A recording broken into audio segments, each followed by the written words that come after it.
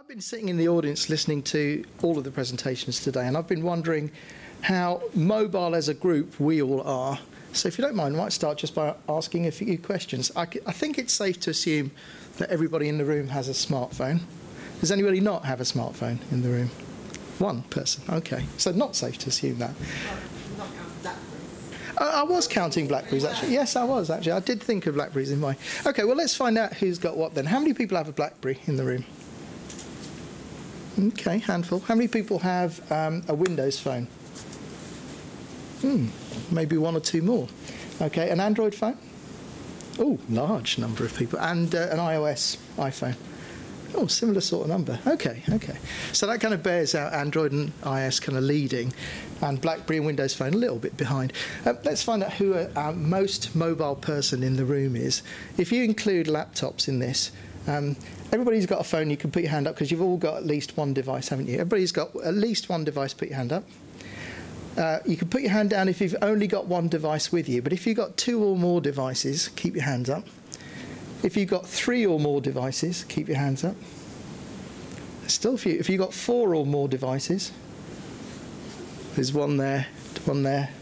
If you've got five or more devices, you've still got your hand up. If you've got six or more devices, six, seven. Oh, she's got six. Seven. I think she deserves a round of applause for that. Are you using them all with you today? You are. Oh, fantastic. Okay. All right, great. Look, let's try and whiz on a little bit. Oh, here's my clicker. Okay. I was going to talk about BYOD, but it's been covered in so much detail. I'm not going to, except to say that I think part of the reason some people have got 7 devices with them is because they see real utility and value in them. And I think most people who come to work want to do the best job that they can, and if they've got a device with them that they think will help them do their job better, they'll use it for work.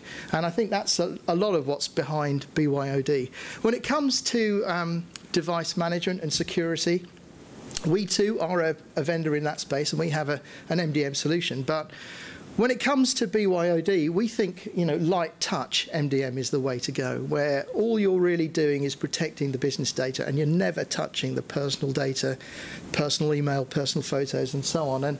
And that's a second approach we take to addressing some of those requirements that we've heard so far. So light touch MDM is something we do. But given that that's been discussed at length today, I really wanted to focus on this session to talk about putting devices to use beyond.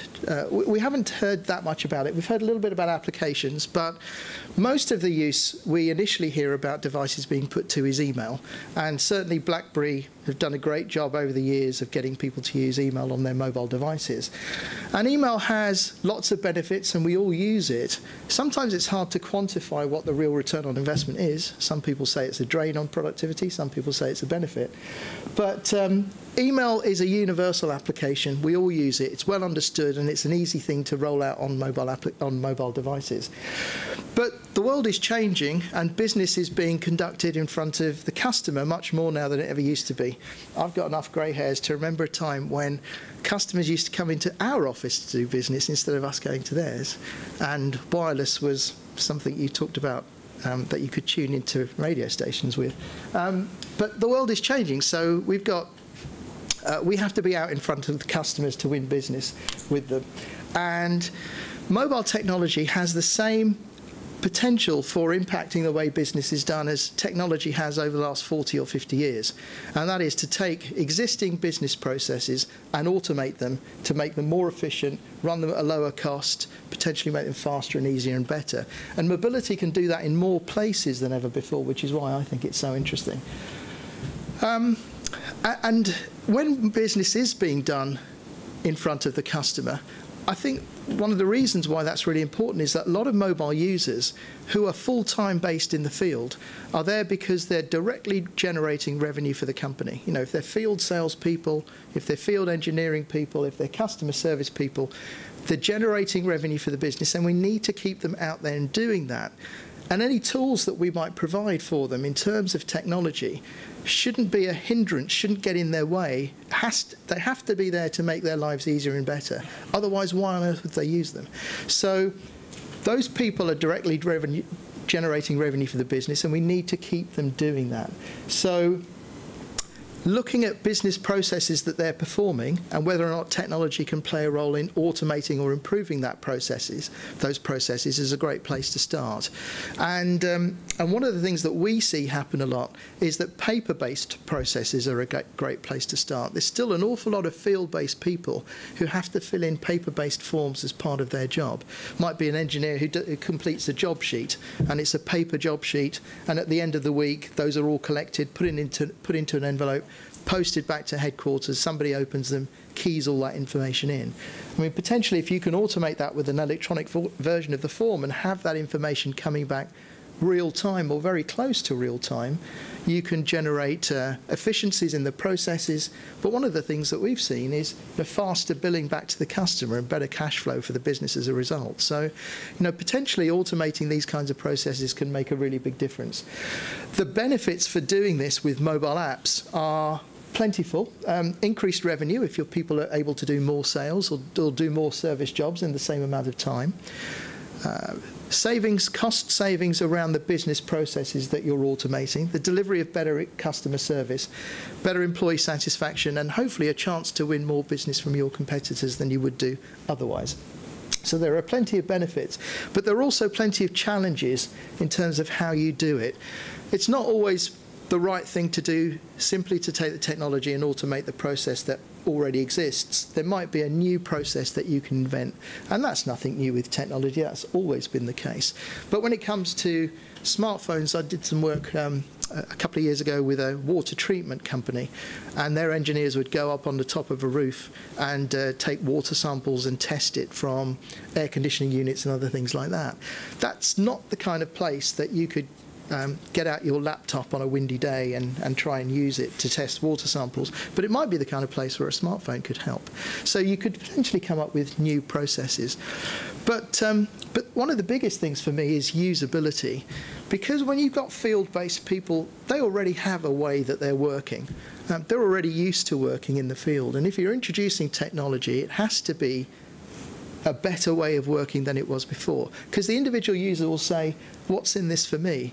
There might be some great benefits for the organisation, but if there aren't benefits for the individual as well, there's a strong chance that they might not use the technology, and in fact might abandon it. I was at an event like this a couple of months ago, and a guy from O2 stood up and told a story about a friend of his who found a ruggedized mobile device in the gutter, covered in dirt and leaves and everything, and he picked it up, dusted it all down, took it home. There was still a SIM card in it, so he was able to find out the number and phone the number.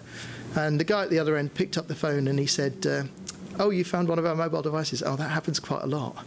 Our guys don't really like them, and they accidentally leave them in gutters all around the place. So if usability isn't absolutely central, then people won't use the stuff. And I think part of the reason why people are bringing their own devices is because usability on mobile applications has leapfrogged what we used to expect on desktop and laptop applications. I've got on my phone some fantastic mapping applications and travel applications and tube applications and music applications, photography applications. We should have that same level of usability for our business and enterprise applications. That's what people expect these days. So usability is critical. Security, device data and user security is important. We've talked quite a bit about that today. Integration with back-end systems, of course, is really important for mobile. And also the ability to quickly iterate applications that you do build so that you can build on success and early confidence and early wins that you get, and then roll out new applications pretty quickly. So that's the other part of what we do, as well as the MDM and BYOD piece. What we do at Globo is we have a application development tool for mobile devices that lets you build really easy to use, very secure mobile applications. But the difference between this and using native tools is that you build an application once and it works across all of the major mobile platforms we talked about. So Windows, BlackBerry, iOS and Android.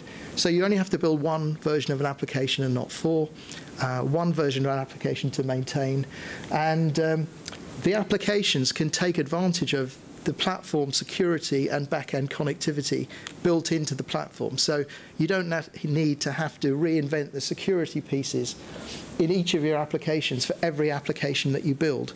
Likewise, you don't have to rebuild the back-end connectivity to your back-end database systems for every new application you build, because that's all part of the platform that we provide. So this is kind of what we do: a development environment for mobile applications, an MDM solution, a BYOD solution, and a secure workspace to put all that in the device so that you can separate that from personal information and personal data, and you can provide a full heavy-duty MDM or a light-touch MDM if that's what you want to do. So this is my summary. I think enterprises, the business world is changing. Companies need to be closer to their customers in order to win business. And the great news is that mobility allows that and supports that from a technology point of view. I very much think that MDM and BYOD, while they've been very important over the past few years, they've been a good starting point for mobility. But now we really need to think about how those devices are delivering real business opportunity for the business, and not just how we can support and manage them and secure them. That's important, it's a start point, but we need to use these devices to improve the service we give to customers and to deliver increased revenues for the business. So enterprise mobile apps, if done well and really focused on usability and security and the other things we talked about, are where the opportunities exist. And we need to address some of those core challenges of security, back-end connectivity, and so on. If you do that, and if we do that well, then the improvements to the business in terms of new business won and cost savings made can be truly staggering. So that's me just about done. One slide on the company. We're a software company. We do an enterprise mobility platform. And if you'd like to know any more, we have a stand outside and be happy to answer your questions. So thank you all very much for listening. Thank you very much, Yad. Very good.